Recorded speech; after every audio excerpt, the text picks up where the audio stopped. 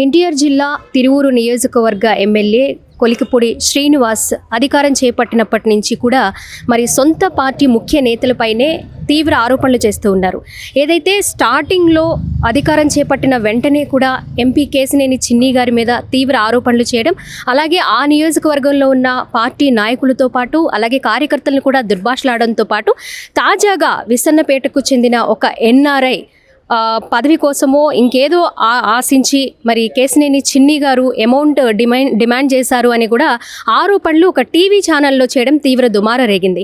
మరి మనతో పాటే ఉన్నారు ఎన్ఆర్ఐ గిరి గారు. అసలు ఎందుకు ఇలాంటి ఆరోపణలు చేస్తూ ఉన్నారు అనే దాని మీద, అలాగే గిరి గారి మీద ఎందుకు ఇలాంటి ఆరోపణలు చేశారు అనేది కూడా మనం తెలుసుకుందాం. అంతేకాకుండా ఎన్ఆర్ఐగా ఉన్నారు, 25 సంవత్సరాలు అమెరికాలో ఉండి అక్కడ ఎన్ఆర్ఐల్ని టీడీపీ అధికారంలోకి రావాలి, ముఖ్యమంత్రి చంద్రబాబు నాయుడు గారు సీఎం కావాలి అని ఎన్ఆర్ఐలందరినీ కూడా అక్కడ ప్రోత్సహించడంతో పాటు అనేక కార్యక్రమాలు నిర్వహించారు. అలాగే ఇక్కడికి వచ్చిన తర్వాత కూడా, రాష్ట్రానికి వచ్చిన తర్వాత కూడా టీడీపీ కార్యక్రమాల్లో చాలా జోష్గా పార్టిసిపేట్ చేయడం, నాయకుల్ని బలోపేతం చేయడంతో పాటు అన్ని కార్యక్రమాల్లో కూడా చురుగ్గా పార్టిసిపేట్ చేశారు. మరి ఈ ఆరోపణలపై గిరిగారి స్పందన ఏంటో తెలుసుకుందాం.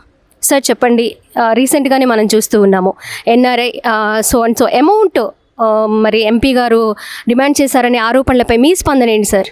లేదండి, అసలు అటువంటిది ఏం జరగలేదు. నేను ఏది చేసినా కానీ గ్రౌండ్లో తిరువూరు టీడీపీ కార్యకర్తలకి, జనాలకి, ప్రజలందరికీ తెలుసు. నేను గ్రౌండ్లోనే చేశాను. నేను పార్టీకి కానీ, లేదంటే ఎంపీ గారికి కానీ, లేదంటే ఇంకొకరికి ఎవరికి ఒక్క రూపాయి కూడా ఇవ్వలేదు.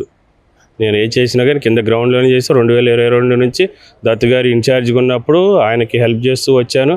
ఆయన ఏదైనా కార్యక్రమాలు, సేవా కార్యక్రమాలు ఉన్నా, ఏదన్నా ఈ మెడికల్ క్యాంప్స్ ఏదైనా పెడతా ఉన్నా కానీ, ఏది చేస్తున్నా కానీ ఆయనకు సపోర్ట్ చేస్తూ వచ్చాను.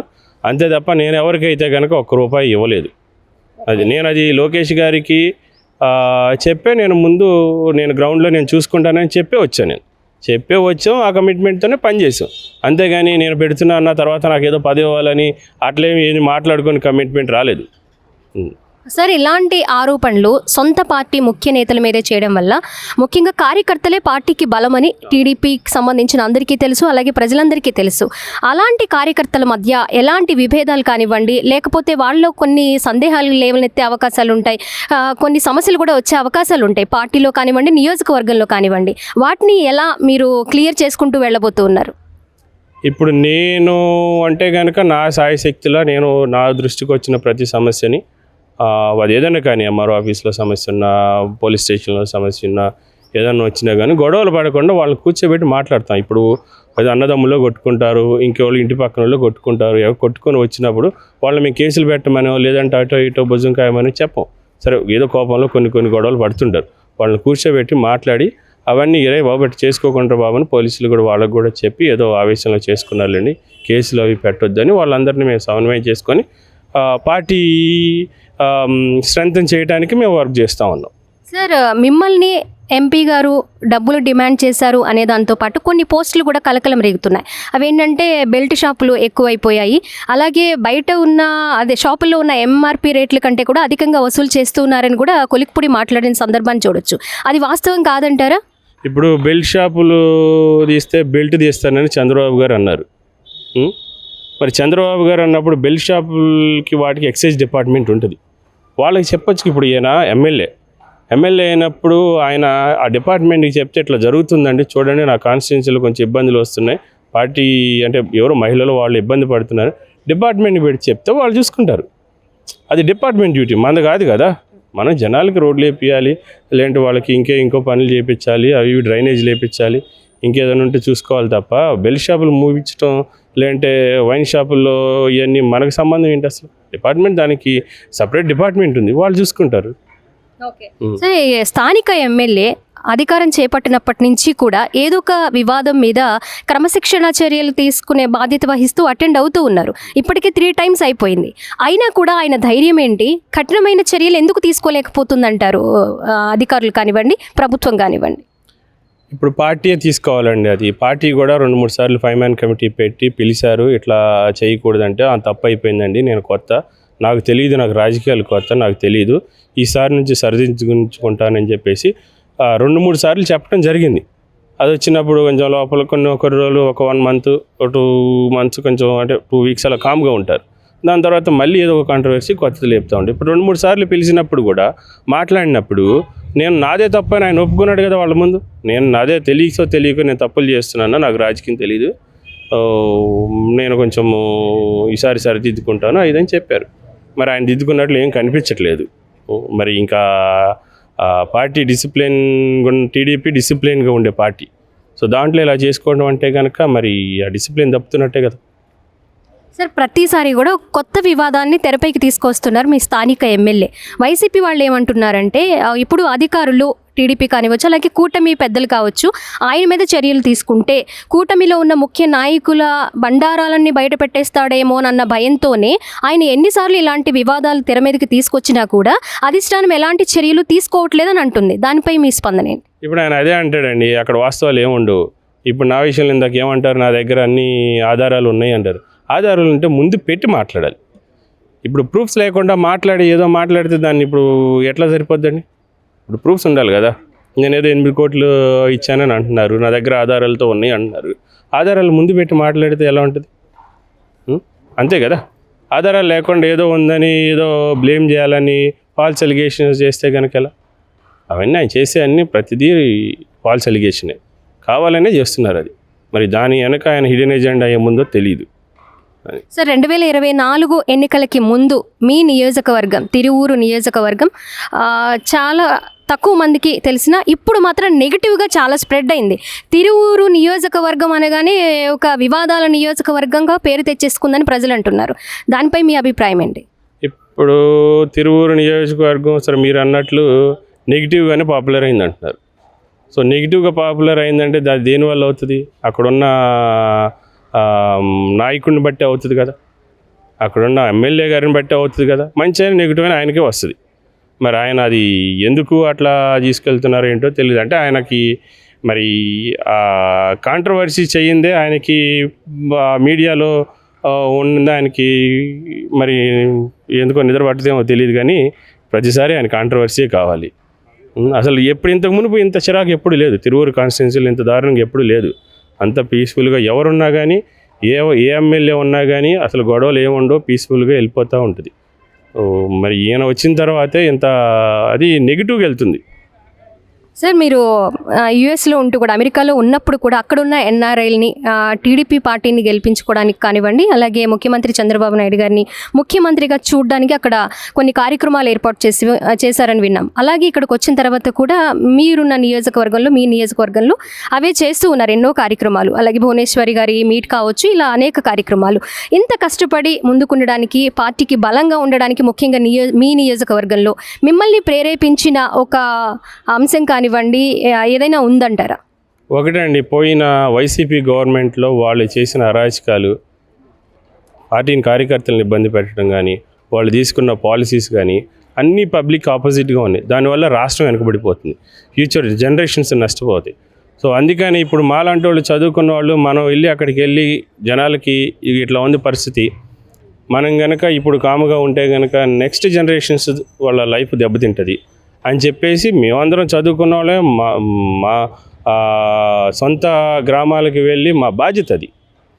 ఇప్పుడు మేము అక్కడ ఉన్నా కానీ మేము ఎప్పుడు రోజు ఫోన్లు గంటలు వెళ్తే ఇక్కడ ఉన్న వాళ్ళతోనే మాట్లాడుతూ ఉంటాం. సో మాకు ఎమోషన్స్ ఎక్కువ ఉంటాయి, దూరంగా ఉన్నాం కాబట్టి మన ఊరు, మన మండలం, మన కాన్స్టిట్యున్సీ, మన రాష్ట్రం అనేవి మాకు ఎమోషన్స్ ఎక్కువ ఉంటాయి. సో దానివల్ల మనం వెళ్ళి మన వంతు మనం ఎఫర్ట్స్ పెట్టి మార్చుకోకపోతే కనుక ఫ్యూచర్ జనరేషన్స్ నష్టపోతాయి అని ప్రతి ఒక్కరు, నాలాంటి వాళ్ళు ఎంతోమంది, కొన్ని వేల మంది వచ్చారు. వాళ్ళు సాయశక్తుల డబ్బులు పెట్టగలిగి వాళ్ళు పెట్టారు. కొంతమంది టికెట్ చేసుకుని ఓటు వేయడానికి కూడా వచ్చారు. సో అంత కసి మీద వచ్చి అంత మార్చుకొని ఫ్యూచర్ జనరేషన్స్ బాగుండాలి, రాష్ట్రం బాగుండాలి, లేదంటే తెలుగు జాతి నష్టపోవద్దు అనే ఉద్దేశంతోనే వచ్చి అందరూ చేయడం జరిగింది.